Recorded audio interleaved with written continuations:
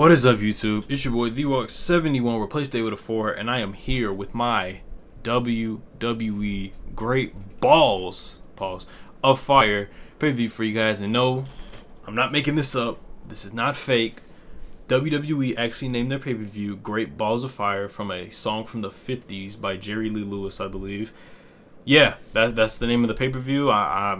I don't run WWE. I don't run their branding or marketing team. I have nothing to do with them. If they want to call their pay-per-view Great Balls of Fire, then let the internet memes come in and let the jokes come in. But anyway, the show was alright. It was cool, I guess, for some matches. I mean, a lot of it I feel like was filler, which makes this almost feel like it's a special episode of Raw almost, with a championship match that was actually worth watching. Let's get into the show. So we had the pre-show match that actually mattered this time. When was the last time we had a pre-show match that was actually important? Because the pre-show has been so has just been looked at as like basically not a burial, but it's just like, oh, that's where the matches that we don't care about, like a made-up match, a match that they essentially started building up a week or two before the actual show, basically. So this one was actually the Cruiserweight title match. I honestly, well, from the look of all these other matches, I guess I can see, except for the Heath Slater match. That was kind of stupid. So we had Neville versus Akira Tozawa for the Cruiserweight Championship, and then pretty interesting match. The match wasn't even that bad. It was pretty enjoyable to watch. The ending was really dumb, and I really felt like it was because of the name of the pay-per-view. But you had Akira Tozawa with he had multiple diving suicide dive headbutts. Let's see, Neville, you know, it looked like Akira Tozawa was gonna win the title that night, but I don't know. SummerSlam maybe. But a lot happened in this match, honestly. I'm gonna be real truthful about it. The ending was the ending. Okay, so Akira Tozawa, you know, he gets on the top rope, looks like he's about to go for something, and then Neville kicks the ropes or whatever. Or something happens to where Akira Tozawa is landing balls first on the rope, and then Neville kicks the rope, basically creating more damage to Akira Tozawa's nuts, and then hits a spinning heel kick to the stomach, and then wins the match. The ending was dumb. I really felt like that spot was only put in for LOLs because of the name of the pay-per-view, Great Balls of Fire. We're gonna do a lot of ball spots. The main event had a ball spot. LaMelo Ball of I'm sorry. Let me that was a funny segment. But we actually opened up the show with one of the more matches I didn't care for, which is sad because I like Seth Rollins. I just don't like how he's being booked right now. So we got Bray Wyatt versus Seth Rollins in an opening match. Man, this match was it happened. Yeah, it happened. I mean, it wasn't anything to write home about. It was just a match that happened. Let's see. You had Bray Wyatt was a little bit dominant, and then you also had Seth Rollins, who was putting in work and doing a lot of stuff like that. But honestly, this match is nothing to really write home to. I can tell you the ending. Bray Wyatt did a dirty move into a Sister Abigail. 1, 2, 3. He won the match. Yeah. I don't know what's next. I don't want to see another match from these two, honestly, because I feel like they're essentially two of the same people, two people who can really do great in WWE, but right now they're just on a decline.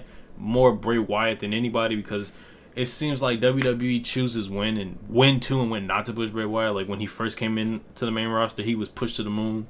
Cena happened, he started to go on a decline a little bit. Then he started going on more of a decline. They broke up the Wyatt family. He went on more of a decline.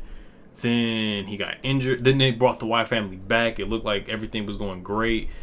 And then he got buried by no, that was before. Okay, so then the Undertaker and Kane buried the Wyatt family. Then he came back from an injury or whatever. Came back and then got the feud with New Day, which New Day lost the match, but they ended up being way more popular than the Wyatt family. Then he got put to SmackDown, was doing stuff, won the WWE Championship. They brought him to Raw, and then they just brought him down. And Seth Rollins, that injury, I wouldn't say the injury messed him up, because when he was there, he wasn't a good heel. He was a he wasn't as bad as not heel as a champion. He wasn't a good champion when he won the WWE Championship, but he was still Seth Rollins. Then he got hurt. He came back. He was pretty decent as a heel, you know, but you can obviously tell. You could see you could see that he was gonna turn face eventually. Then he ended up turning face, and then had the whole thing with Kevin Owens and Chris Jericho. And Seth Rollins has not been the same as he used to be. Honestly, if you can give me an NXT beginning main roster Bray Wyatt and a post Shield Seth Rollins, but make him a face, a good one, this would be a more enjoyable match. But the build up for me, honestly, has not been good. I don't even know what's the reason they're fighting, to be honest. Why are they fighting? Honestly, no, there hasn't been a build up. Okay, Seth Rollins comes out, he talks, gets one of those passionate, promos, almost talking about how you learn from your mistakes. He basically became somebody's dad. And then Bray Wyatt came out and said, "I'm a god." And then Seth Rollins says, "No, you're not." And then they're gonna fight. WWE booking, everyone. The next match we got Enzo Amore versus Big Cass. Now this match was good, and the build up for it was even better. Okay, so the build up for this has been amazing. Enzo and Big Cass, they've been tagging for years in NXT. Come to the main roster, and they do everything they can. They don't win the big matches. And then we start doing this thing where Enzo gets jumped, and then Cass gets jumped, and now we're trying to figure out who did it. We find out Big Cass jumps Enzo, beats him up, he reveals it. Now they hate each other. Enzo Amore's promo skills are amazing. His promo skill on Raw was great, and then his promo skills at the pay-per-view tonight after his entrance was immaculate. It was amazing. He was being real. I really feel like Enzo needs to be a manager if his wrestling career thing doesn't work out. Like if they feel like he's not doing good, or put him in 205 Live, he'll probably be the only person to get a legit reaction in the Cruiserweight division. But Big Cass came out, got some new theme song. The theme song is alright, it's cool or whatever. I mean, it's more of a generic theme song to me personally, but hey, we are in the land of generic theme songs, so. Yeah, the match was literally a squash match, but it was good because it's believable. You can't have Big Cass, who's 7 foot tall, and Enzo Amore, who is little, who's a cruiserweight almost. You can't have him dominate Big Cass. So Big Cass legit murdered Enzo Amore. Enzo Amore tried to fight. He just kept tossing him around. He picked up Enzo Amore and threw him to the outside. Enzo Amore was struggling just to get back in the ring. And then he hit him with a big boot, and he won the match. So yeah, Big Cass, they're making him a star. I don't know what's gonna be next. Maybe a match at SummerSlam. I don't really see that. That might happen, but I mean, come on, Enzo Amore. This is way more believable of Big Cass just destroying Enzo Amore. You can't have somebody that tall get dominated by somebody that small. The next match we ended up getting was Sheamus and Cesaro versus the Hardy Boys in a 30-minute Iron Man match for the Raw Tag Team Championships. Now, this match was alright. It was fun to watch a lot because just, Iron Man matches usually are fun to watch because of the whole what's gonna happen next within this time limit, who's gonna get a pinfall, because it's literally, for people who don't know, the Iron Man match is a 30-minute time limit, and you have to see how many pinfalls you can get in that time limit. If you get more than the other, you win. If it goes to a tie, there's a sudden death rule where the first pinfall wins the whole entire match. Simple as that. So the first 30 seconds of the match, Sheamus and Cesaro bro kick Matt Hardy for the first pin and the first pinfall. It was actually pretty funny what happened. Then Sheamus and Cesaro got another pinfall on the Hardy Boys with their finisher out of nowhere. It was 2-0, and honestly, I thought for this match, Sheamus and Cesaro should dominate the Hardy Boys.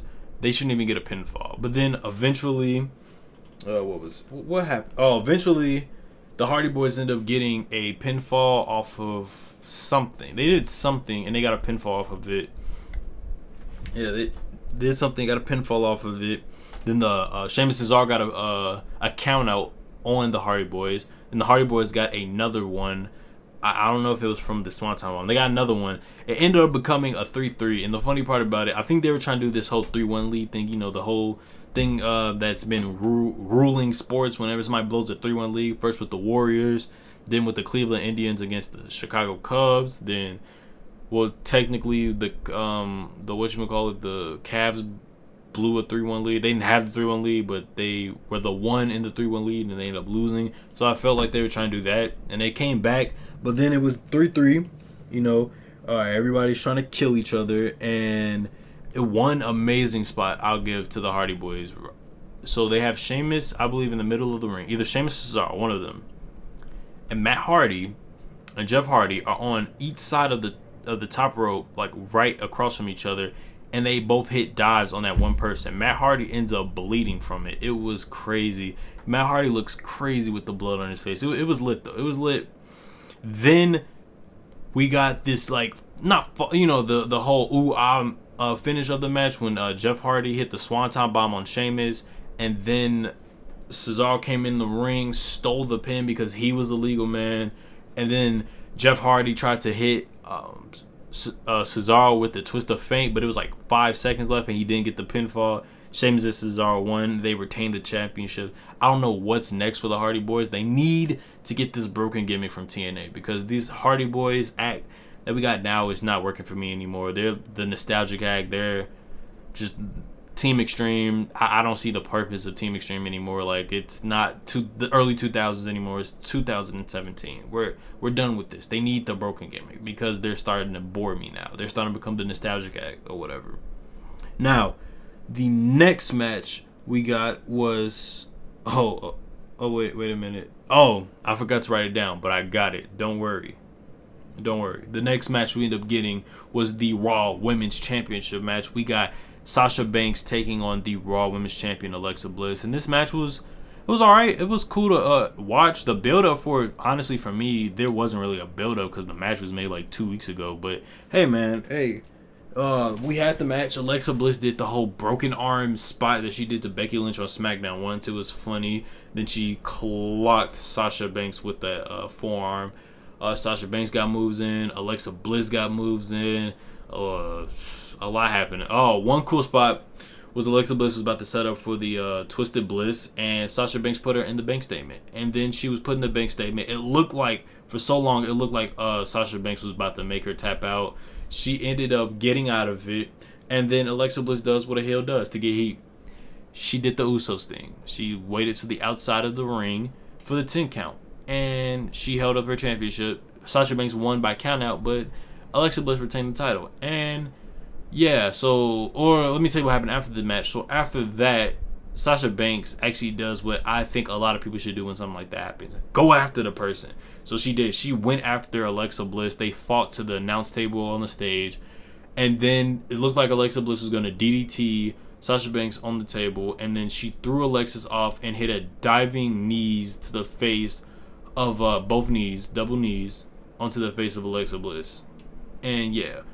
So what I think WWE needs to do for SummerSlam is to have, I think they're going to do it because they're going to do something with Sasha Banks for the championship. But they also got to do something with Nia Jax. I feel like a triple threat match might work. You feel me? A triple threat match might work because you can't have Bliss versus Nia Jax. That's heel versus heel. Who are you going to get behind that match? You're just going to watch it. You have to get behind somebody. That way you get behind Sasha, see her overcome Nia, try to overcome Nia, and then maybe Nia Jax can win the championship because Nia Jax has just been a monster. That gauntlet match, he was a monster until they just decided to say fuck everything and just let's just throw logic out of the window and have this little chick Sasha just beat up Nia Jax, who's literally took out the whole women's division. Real quick, I totally stumbled across the Intercontinental Championship match. Oh yeah, let me get my quick thoughts on this match because this match, honestly, I forgot about it because it was really a forgettable match. Dean Ambrose was going after The Miz for the Intercontinental Championship match. The match was really boring. Wow, I really forgot about this match. Like I'm like canceling the upload now, and I have to go back in this and edit this in. Yeah, so I forgot that Dean Ambrose and Miz had a match. The match was whatever. Man, the match was whatever. The ending, Maurice had cheated for The Miz because there was like, first Bo Dallas came in. No. It was Curtis Axel. He got taken out by Dean Ambrose. Then Bo Dallas hit Dean Ambrose in the back of the head. Miz hit the Skull Crusher finale for the 1-2-3. It was also one part almost towards the end where Dean Ambrose hit the Dirty Deeds, but Maurice saved him by putting his foot on the rope. There you go. That was the match, and enjoy the rest of the review. Peace. Yeah, that's what I think. Then the next match we ended up getting was the ambulance match between Braun Strowman and Roman Reigns. And man, let me get into this match. So this match, at the beginning, was pretty basic in the sense of a Roman Reigns and Braun Strowman match. They beat each other up, and let's see, they beat each other up. They beat each other to the outside. Roman Reigns tried to destroy Braun Strowman's arm with a chair. Let's see, people were getting thrown into the ring post, and then eventually it got more intense once they got closer to the stage where the ambulance was. So Braun did the spot where he threw Roman into the ambulance. That was clean. That was clean. Then you had false points where you think that Roman was gonna knock Braun into the ambulance, and then they got back on the stage, right? They got back on the stage. They start fighting again.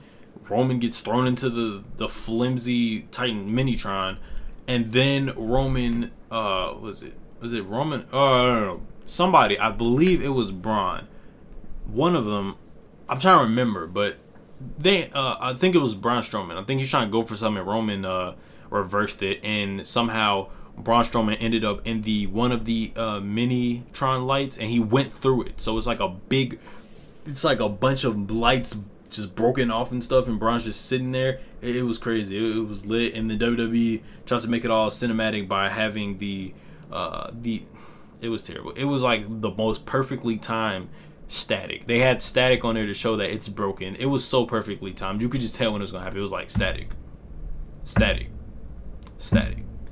Then eventually, somehow, Braun Strowman got up and literally tossed the Roman off of the stage, and Roman looked like he was looking back like, all right, let me just go do this. Jumped off. It looked like he jumped off, and then they're fighting. Roman hits Braun with one of those like lights that are on the barricade. He hits Braun with it, and this was the funniest ending you'll ever see in a championship, in any kind of match, an ambulance match.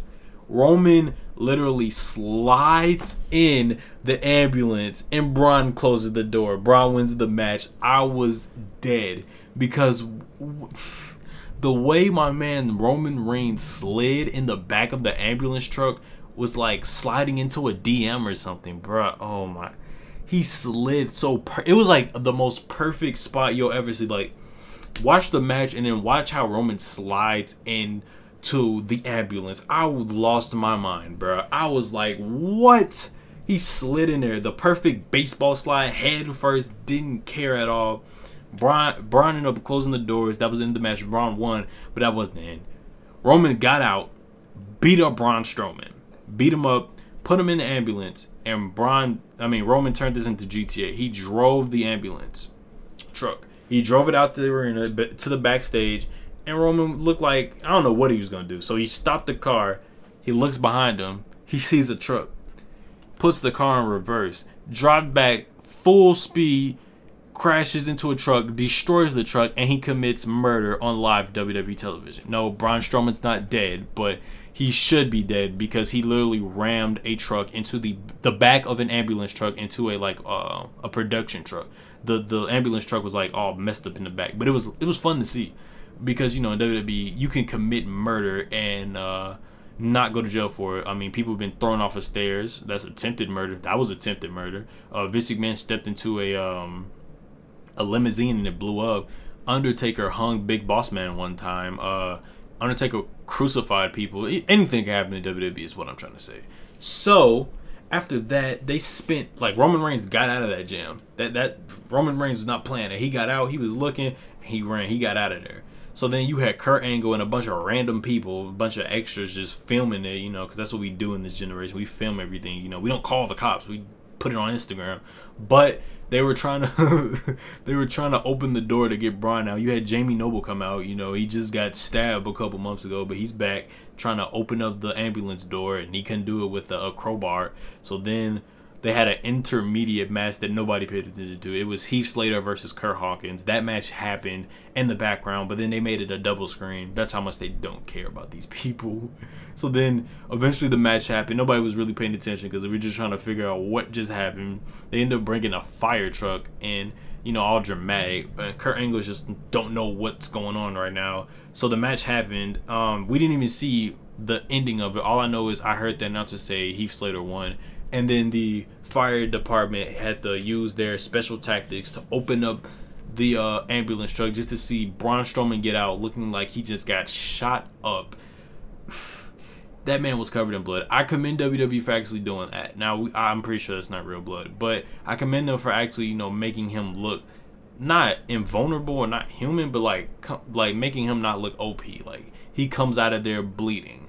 And then my man's Braun is just out of there. He's just crawling, you know, trying to get up, using stuff to try to get up, and then eventually he got up and he just looked at the camera with the most lit, like, he just looked like you could obviously tell there's they're not finished with each other, because he looked at the camera and you could obviously tell he's not finished with Roman Reigns. Roman Reigns may think he's done. Braun Strowman almost got murdered, so Roman Reigns is better be on the lookout for Braun Strowman. And Kurt Angle's face was hilarious. You could just see his face. He looked in the camera, eyes popped out. I was dead. That was probably that. I'm not gonna say it was match of the night, but that was the best part of the pay-per-view. Other than the main event, that was the best part when Roman tried to commit murder on Braun Strowman. So the match we ended up getting was the most probably anticipated match, because it was a match it's a match we wanted but never got, and we finally got it. For the main event, we finally got a Universal Championship match with Brock Lesnar, because you know Brock Lesnar only shows up like 3 times a year. We got him taking on Samoa Joe. The feud for this match has been immaculate. I can't think of a major championship match with this good of a build-up. You got Brock Lesnar, you know, he's real carefree, but you know Brock Lesnar can whoop ass whenever he wants to. Then you have Samoa Joe, who wants that championship, and he's gonna destroy everybody until he gets it. You can tell he wants to brawl. Brock is like, oh, I was just like you. I want to beat everybody. Now now he's that guy, and Joe just wants to fight. The build up when Joe first pulled up on Brock, he headbutted him in the shoulder, and they went at it. Then he sneaked up behind Brock Lesnar and hit him with the coquina clutch, and they teased that a lot in this match. And then we had the match. The match didn't even start, and Joe instantly went in, beating up Brock Lesnar, destroying him. This is the first time I've ever, like, other than the Goldberg whole thing that happened with Goldberg, this is the first time I've seen somebody do something to Brock. Like, nobody was scared. They pulled up. Joe pulled up on Brock Lesnar, and he put him through a table. He hit him with a Uranagi off of the floor. Like, it wasn't no setup, no nothing. He didn't take the tabletop off and take the monitors and all that. He said, nah, F all that. Picked my man's Brock up and just threw him through the table. And he actually went through the table. That's rare. And then the match started. And Joe went at it. He started punching Brock. He started punching him. He started, he actually went for that move he does where he runs into the person and hits the insecurity kick, punching Brock, beating him up, teasing the coquina clutch, beating up Brock, knees to the face. Brock started doing some of that, but then Joe started taking advantage of it. Then eventually we got Brock doing suplexes. Did like 3. He did 3 before Joe was like, nah, F that. Start beating them up again. We actually saw Brock look like he was getting dominated by somebody. He got dominated for the first time. And for the first time, we seen Brock do a move that wasn't an F5 or a suplex. He did a side slam on Joe to get out of the coquina clutch. Then the match happened, you know what I'm saying? It kept happening. The thing was, they kept teasing it, but this is how strong they also made the coquina clutch. Brock was already sort of kind of fading when he was just hitting half of the move. He didn't even put it in. So imagine what would have happened if Joe would have hit the full move, like full setup. He got Brock to the ground. He had him. Brock would have been done. I love how they not protect the move, but made it look real strong. Like, once you're down, you're done. You have to be Superman to get out of it. And Brock hit a couple more suplexes. Joe tried to set up for it. It looked like Brock, he also hit a nut shot on Brock Lesnar when the referee didn't look, because, you know, great balls of fire. So he ended up going for the half coquina clutch almost, and Brock Lesnar hit him with an F5, 1, 2, 3. It was like a 9-minute match maybe, but it was the best 9 minutes you'll ever get out of Brock Lesnar in any kind of match. And honestly, I'm not, like, I wanted to see Joe win the title because the build-up for this match has been great, but honestly, Joe looks way better than he did. Joe looks like a monster now because he actually is the only guy on the current roster that actually made Brock look vulnerable. He made Brock vulnerable. You can't say Seth Rollins can do that. Maybe Roman can do that. Maybe Braun can do that. But Joe though. And I feel like there's another match that needs to happen. But like, this is where WWE like confuses me, because now we're gonna get Roman and Brock at SummerSlam, and it's like, yeah, I want that, but I want Joe at that championship, man. Like, F Brock. Brock, like, you can't have somebody be your world champion only for him to not defend the titles at all your pay-per-views. Just some of them. Like, come on now. But, yeah, like, okay, so it was cool for Joe. It made Joe, if anybody came out of here great, it wasn't Brock because you knew Brock was going to whoop ass. It was Joe. Joe looked great. He looked amazing. He made Brock vulnerable. He made Brock look beatable. He just didn't win. And the one F5 thing, yeah, at first I was thinking, oh, that's dumb. How come he could hit 5? He could like 3. He could get like 2 or 3 on Triple H. Triple H kicks out. He can do all that. Roman, he hits it on Roman. Roman kicks out. He had like 3 on Roman at Mania, kicked out. But I guess what somebody said on Twitter is that Joe's not like on Roman's level, but that doesn't make any sense at all. I felt like maybe they're gonna, I wouldn't say protect the finisher, because if he's gonna have a match with Roman at SummerSlam, you know Roman's kicking out of the first F5. He hit the F5 and Joe did not kick out. He won it. Brock Lesnar retained the Universal Championship. He's the Universal Champion. Blah blah blah. And that was the ending of Great Balls of Fire. WWE Great Balls of Fire. Now I have a question. What's next for Joe?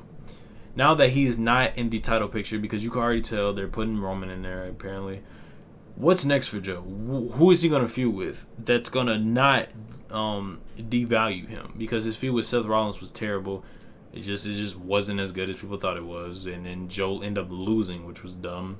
His feud with Sami Zayn was really just like, I'm here to destroy Sami Zayn. He did. But, yeah, that was my review for WWE Great Balls of Fire. I don't know what that was. The pay-per-view was alright. It was cool. I mean, I'll probably go back to watch the last 2 matches, because that was funny. But yeah, you guys know what to do. Like, comment, favorite, subscribe. Make sure to share the videos on all your social media things. You know what I'm saying? Make sure to hit the bell to get a notification every time I upload. I'm working on new videos. Just give me time. A lot of stuff is coming up. I just only have time to make these reviews because they're so easy to make. Yeah, make sure to subscribe also if I didn't say it. Thanks for watching. I'm out of here. Peace.